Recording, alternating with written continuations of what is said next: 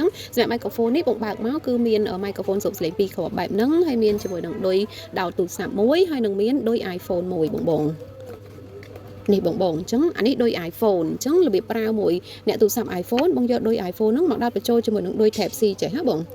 នេះបងដោតអញ្ចឹងមកគឺបងយកអាហ្នឹងយកទៅដោតមួយទូរស័ព្ទរបស់បង iPhone ហ្នឹងហ្មងតែបើបងមិនមែនប្រើ iPhone ទេបងប្រើ Samsung ឬក៏ Vivo អីបងដោតអានេះចូលហ្មងបងដោតអាពូកហ្នឹងចូលទូរស័ព្ទហ្មងណាហើយសម្រាប់អានេះវាអត់មានត្រូវបើកអីទេមានតែវាប្រើបងមានអាបើកអីទេពេលបងដោតវាចូលទូរស័ព្ទទៅគឺនេះវាមិនមានចេញភ្លើងទូចមួយនៅកន្លែងហ្នឹងជុតចេញភ្លើងពណ៌ខៀវឥឡូវចេះខ្ញុំបញ្ចូលថ្មជូនបង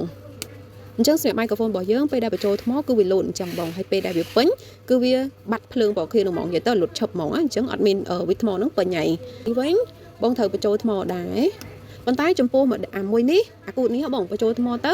អត់មានភ្លើងអីទាំងអស់និយាយទៅវាស្អាតហ្មងវាអត់មានចេញភ្លើងអត់មានចេញអីទេពេលដែលដោតជាមួយនឹងទូរស័ព្ទបានចេញភ្លើងឥឡូវខ្ញុំដោតមួយទូរស័ព្ទហើយចាំតេស្តនៅ microphone ជូនបងមើល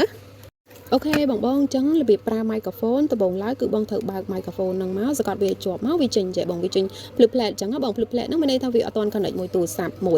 យអាមេនេះវាអញ្ចឹងបងត្រូវយកវាមកដោតជាមួយនឹងទូរស័ព្ទអូខេនេះពេលដែលបងដោតទៅនេះបងឃើញភ្លើងពណ៌ខៀវទូចមួយឯងអញ្ចឹងអានេះវាឡើងលោតភ្លឺផ្លែតអីវាចេញខៀវឯងអញ្ចឹងមានន័យថា microphone ទាំងពីរហ្នឹងគឺ connect គ្នាឯងបងឃើញឯងភ្លើងទូចមួយអញ្ចឹងបងអាចនិយាយនៅក្នុងទូរស័ព្ទរបស់បងបានហើយបងអាច live ឬក៏អាចថតវីដេអូអីបានហើយបង